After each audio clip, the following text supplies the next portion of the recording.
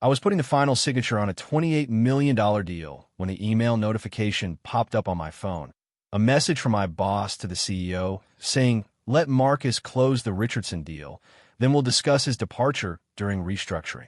That's when I realized they planned to fire me the moment I delivered their biggest win. But what they didn't know was that the contract was still in my hands, and I was about to sign my own name instead of theirs. My name is Marcus Sullivan, and I've spent the last 3 years being the invisible man at Richardson Tech Solutions. While my boss Davidson took credit for every major deal I closed, I kept my head down and did the work. That's just how corporate life goes, right? You climb the ladder one stolen idea at a time. But tonight felt different. The office was empty except for the security guard downstairs and me, hunched over my computer at 11:47 p.m., making final changes to the biggest contract our company had ever seen. $42 million with global industries spread across 5 years. Every clause, every contingency, every risk assessment all mine. David had left at 5:30, as usual, muttering something about dinner with clients. Funny thing about those client dinners, they never seemed to involve actual clients, just David's golf buddies from the country club. Meanwhile, I stayed behind to fix the legal language he'd butchered during his afternoon presentation.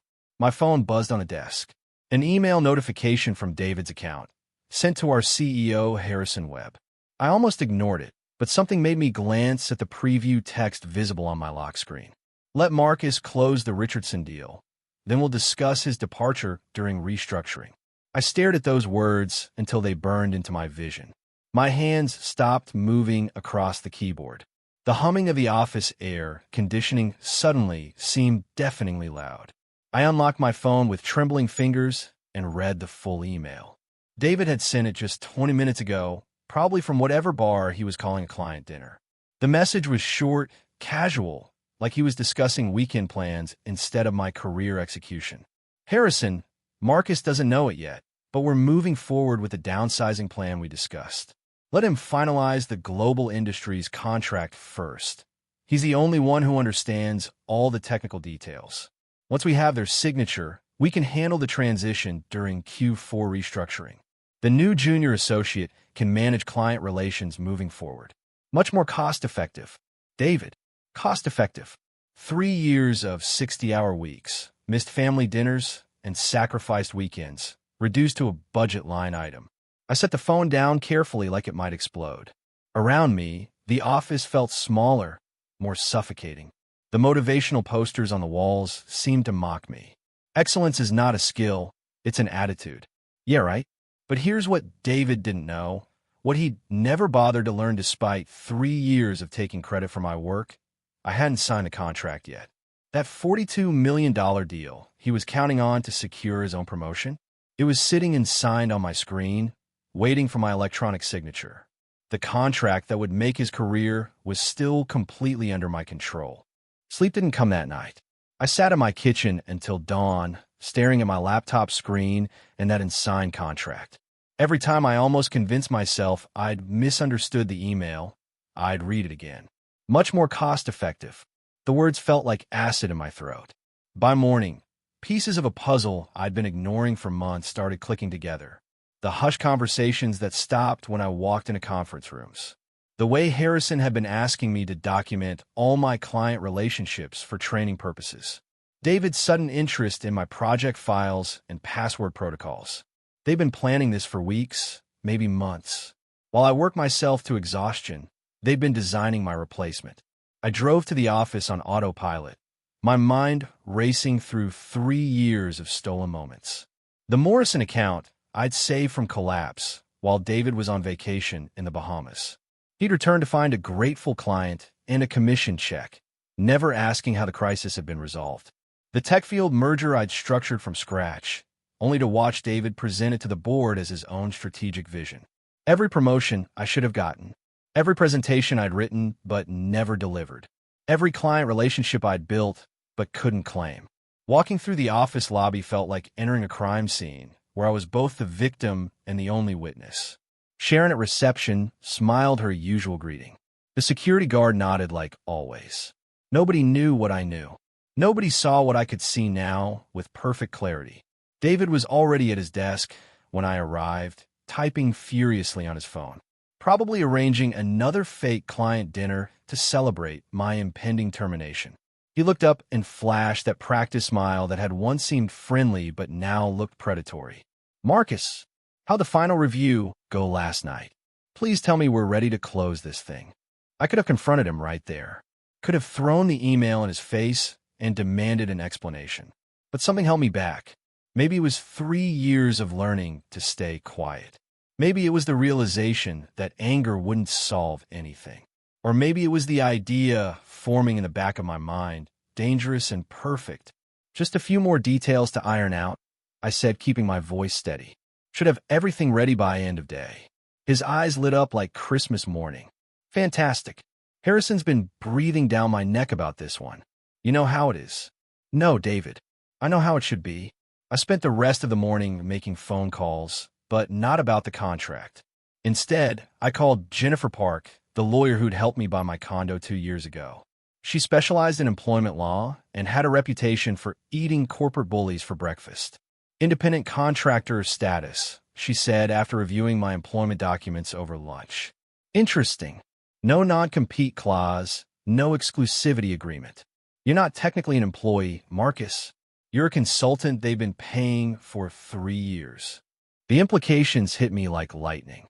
If I wasn't really their employee, then the clients weren't really theirs either.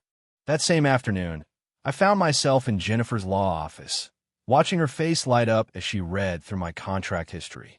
She'd been quiet for 10 minutes, occasionally making notes or shaking her head in what looked like professional disbelief. "Marcus, this is either the most incompetent HR department I've ever seen, or they deliberately structured this to avoid paying you benefits," she said, setting down the papers. "Either way, it's about to backfire spectacularly." She explained that my contractor status meant I own my client relationships, my methods, even my work processes. More importantly, Global Industries had been working directly with me for 8 months. Every email, every phone call, every negotiation, they've been dealing with Marcus Sullivan, not Richardson Tech Solutions. "What are you thinking?" Jennifer asked, seeing the wheels turning in my head. "I'm thinking David just handed me the keys to his kingdom without realizing it. We spent 2 hours setting up Sullivan Strategic Consulting. Business license, tax ID, bank account, all legitimate, all legal, all mine. Jennifer made sure every document was bulletproof. No loopholes, no gray areas, no way for Richardson Tech to claim ownership of what I was about to do. By 6 p.m., I had my own company. By 7 p.m., I had a plan that would turn David's betrayal into my liberation. But first, I needed to make one phone call. Robert Martinez speaking. The voice belonged to Global Industries CEO, a man I'd been working with directly for months, while David took credit from the sidelines. "Mr. Martinez, this is Marcus Sullivan. I need to inform you of some changes regarding our contract." "Marcus, good to hear from you. Is everything on track for signing tomorrow?" I took a deep breath. "Actually, there's been a development. I'm no longer with Richardson Tech Solutions. I've started my own consulting firm, and I wanted to discuss transferring our agreement to my new company." Silence on the other end. Then, "Marcus, you've been our primary contact throughout this entire process. Honestly, we've barely spoken to anyone else at Richardson. If you're confident you can deliver the same level of service." "Better service, Mr. Martinez, without the corporate overhead and bureaucracy. Send me the paperwork. If the terms are the same, we're interested in moving forward with you directly." After hanging up, I sat in my car outside Jennifer's office, hands shaking slightly. Not from fear, but from the realization that I'd just taken the first step toward claiming what was rightfully mine. David thought he was firing a pushover employee tomorrow. Instead, he was about to discover he'd lost his biggest client and his most valuable asset in the same conversation. Walking into Richardson Tech the next morning felt like stepping onto a stage where everyone else was reading from the wrong script. David practically bounced over to my desk. That fake smile stretched wider than usual. "Big day, Marcus. Harrison wants to see us both in his office at 9 to celebrate the Global Industries signing. I've already prepared remarks for the company newsletter about our team's success." "Our team, right? I nodded calmly and sat down at my computer, pulling up the original contract one last time. $42 million, spread across 5 years, with renewal options that could double that amount. The document that David thought would secure his promotion and my termination. At exactly 9 a.m., I walked into Harrison's corner office carrying a folder and wearing the most professional smile I could manage. David was already there, practically vibrating with excitement. Harrison looked pleased but tired, like a man ready to check another box on his quarterly goals. "Marcus, David tells me we're ready to finalize the global industries deal," Harrison said, gesturing for me to sit. "This is exactly the kind of win we need heading into Q4. "Absolutely," I replied, setting my folder on his desk, which is why I wanted to personally deliver some important news. David's smile faltered slightly. Harrison leaned forward, suddenly alert. I opened the folder and pulled out 2 documents. The first was a printout of David's email about my departure during restructuring. The second was my resignation letter, effective immediately. "I'm submitting my resignation from Richardson Tech Solutions," I said, my voice steady and professional. "And I wanted you both to know that Global Industries has agreed to transfer their contract to my new consulting firm." The silence that followed was absolute. David's face went through several colors before settling on a pale gray. Harrison's mouth opened and closed like a fish gasping for air. "Marcus, what are you talking about?" David finally managed. "You can't just... The contract belongs to Richardson Tech." "Actually, David, it doesn't." I turned to Harrison. "As you'll see in your own HR files, I've been classified as an independent contractor for 3 years. No employment agreement, no non-compete clause, no exclusivity requirements. My client relationships belong to me." Harrison grabbed his phone and started dialing. "Get legal up here now," he barked to whoever answered. David found his voice again, but it came out as a strangled whisper. "Marcus, this is highly irregular. We can work something out. Maybe discuss that promotion we've been considering." I almost laughed. The promotion he'd been considering was apparently my termination. "There's nothing to work out, David. Global Industries was working with me, not Richardson Tech. They've been emailing me directly for months. Every proposal, every revision, every negotiation went through my personal channels because you were always too busy with your client dinners." The door burst open and Margaret Walsh from legal rushed in, looking like she'd run up 4 flights of stairs. Harrison thrust my resignation letter at her. "Can he do this? Can he just take our biggest client?" Margaret scanned the document, then looked at me with something that might have been respect. "If he's been classified as a contractor, and if the client relationship was primarily with him personally..." She shrugged. "It's not our client anymore." David slammed his hand on Harrison's desk. "This is theft. Industrial espionage. We'll sue you for everything you're worth." I stood up calmly, straightening my tie. "With what evidence, David? That I took clients who preferred working with me over working with you? That I delivered better service than Richardson Tech could provide? Good luck explaining to a judge why that's illegal." Margaret was still reading through paperwork, her expression growing more grim by the minute. "Harrison, we need to talk privately. There are some significant liability issues here." As I reached the door, I turned back one last time. David sat slumped in his chair, staring at the wall like he was trying to solve an impossible puzzle. Harrison was furiously typing on his phone, probably calling his own boss to explain how they'd just lost $42 million. "Oh, and David," I said, my hand on the doorknob, "Global Industries asked me to thank you for introducing us. They're very happy with the transition." The last thing I heard as the door closed was David's voice, cracking slightly. How did he know about the email? Some questions, I decided, were better left unanswered. 3 days after walking out of Richardson Tech, my phone rang at 7:23 a.m. with a number I didn't recognize. When I answered, a familiar voice nearly made me drop my coffee. "Marcus, this is Patricia Williams from Morrison Industries. I've been trying to reach you through Richardson Tech for weeks, but they keep giving me the runaround. Someone finally told me you'd started your own firm." Patricia was the client whose account I'd saved 2 years ago when their previous consultant had botched a crucial merger. I'd worked 18-hour days for 3 weeks straight, rebuilding their entire integration strategy, while David took a planned vacation to Cancun. When he returned, he presented my work to the board and collected a $20,000 bonus. I need to be direct with you, Marcus, Patricia continued. We've been unhappy with Richardson Tech service for months. Ever since you stopped being our primary contact, everything's gone downhill. We want to move our contract to your new company. Before I could respond, she dropped a bombshell that made my heart race. And Marcus? We're not the only ones. I've been talking to Robert Martinez at Global Industries, and he mentioned 3 other companies that have been asking about you. Word travels fast in our industry. After hanging up, I sat in stunned silence. Patricia's account was worth $12 million over 3 years. Combined with Global Industries, I was looking at $54 million in contracted revenue before my company was even a week old. But the calls didn't stop there. By noon, I'd heard from Stephen Park at Technologic Solutions, asking about transferring their $8 million infrastructure project. By 3 p.m., Amanda Foster from Healthcare Dynamics wanted to discuss moving their entire consulting relationship to Sullivan Strategic. Each conversation followed the same pattern. They've been working with me personally for months or years. David had been largely absent from their accounts, showing up only for signing ceremonies and photo opportunities.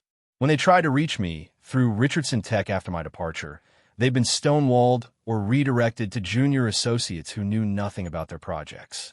The most satisfying call came at 4:47 p.m.